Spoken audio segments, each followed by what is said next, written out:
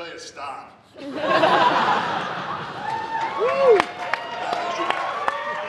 right, now I'm telling you to stop.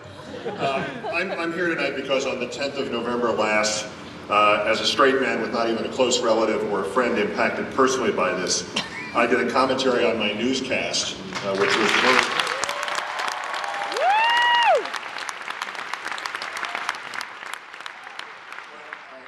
Obviously, you know what it was devoted to. For practical purposes, it was a week too late, and for that, truly, I apologize. But I would like to repeat some of it here, not the whole thing, because the whole thing is 7 minutes long. And for God's sake, you're here to enjoy yourself, not hear a lecture. But the essence of what I said, I think, remains vitally important in these times. And it was this: the world is barren enough. It is stacked against love, it is stacked against hope, and against those very few and precious emotions that enable us, all of us, to go forward.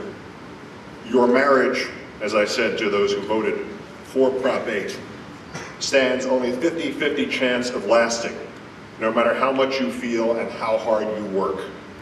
And here are people overjoyed at the prospect of just that chance, and just that work, just for the hope of having that feeling. With so much hate in the world, with so much meaningless division, and people pitted against people for no good reason, this is what your religion tells you to do? With your experience of life and this world and all its sadnesses, this is what your conscience tells you to do?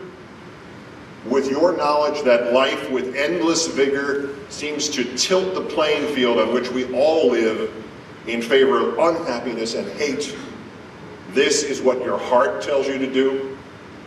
You want to sanctify marriage. You want to honor your God and the universal love you believe he represents. Then spread happiness, this tiny, symbolic, semantical grain of happiness. Share it with all those who seek it. You are asked now by your country and perhaps by your Creator to stand on one side or another. You are asked now to stand not on a question of politics, not on a question of religion, not on a question of gay or straight. You are asked now to stand on a question of love. All you need do is stand and let the tiny ember of love meet its own fate. You do not have to help it. You do not have to applaud it. You do not have to fight for it. Just don't put it out. Just don't extinguish it. Because while it may at first seem that that love is between two people you don't know, and maybe you don't understand, and maybe you don't even want to know, it is, in fact, the ember of your love for your fellow person, just because this is the only world we have and the other guy counts too.